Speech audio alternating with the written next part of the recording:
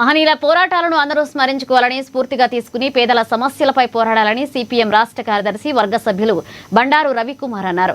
సోమవారం సిఐటియు కార్యాలయంలో సిపిఎం ఆధ్వర్యంలో భగత్ సింగ్, రాజ్గురు, సుఖ్దేవ్ వర్ధంతి కార్యక్రమాన్ని చేపట్టారు. నాయకులతో కలిసి మహనీయుల చిత్రపటాలకు పూలమాలలు వేసి నివాళులర్పించారు. పోరాట యోధులు, స్వాతంత్ర సమరయోధులు కోరుకున్న స్వాతంత్రం ఇంకా రాలేదన్నారు. పేదల సమస్యల పరిష్కారం కోసం సిపిఎం నిరంతరం పోరాటాలు చేస్తుందన్నారు. కానీ ఎన్నికల సమయంలో ప్రజలు సిపిఎంను ఆదరించడం లేదన్నారు. పోరాటాలు తమవైతే ఓట్లు మాత్రం ఇతర పార్టీల వారు కొల్లగొడుతున్నారని విమర్శించారు. దేశంలో ఎవరు అధికారంలో ఉన్నారు? బీజేపీ అధికారంలో ఉన్నారు. మరి మనం ఓళ్ళకు ఓట్లేస్తున్నాం. జీతాల సమస్య వస్తే ఎర్రజెండా పడతాం, కూలీల సమస్య వస్తే ఎర్రజెండా పడతాం, భూమి కావాలంటే ఎర్రజెండా పడుతున్నాం. ఇంకో సమస్య వచ్చిందంటే care of address CPM party Sundarayya భవనానికి వస్తున్నాం. జైలుకు పోయేటోళ్ళంటే సిపిఎం వాళ్ళు, దెబ్బలు తింటోళ్ళంటే సిపిఎం వాళ్ళు, తిండి లేకుండా కడుపు మార్చుకుంటోళ్ళంటే సిపిఎం వాళ్ళు, ఏడికి పోతే నీడ దొరుకుతాయంటే సిపిఎం వాళ్ళు.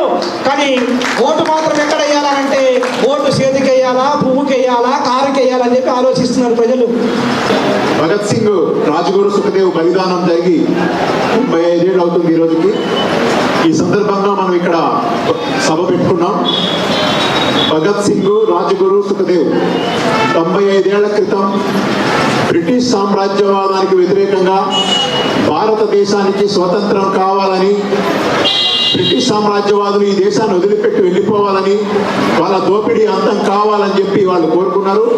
అంతేకాదు వచ్చిన స్వతంత్రం కూడా బడా సంపన్న వర్గాలు అనుభవించే స్వతంత్రం కాకుండా ఈ దేశంలో ఉన్నటువంటి సగటు మనిషి, కార్మికులు, కర్షకులు, మహిళలు, వృత్తిదారులు అందరూ కూడా అనుభవించగలిగేటువంటి స్వతంత్రం కావాలని చెప్పి వాళ్ళు కోరుకున్నారు.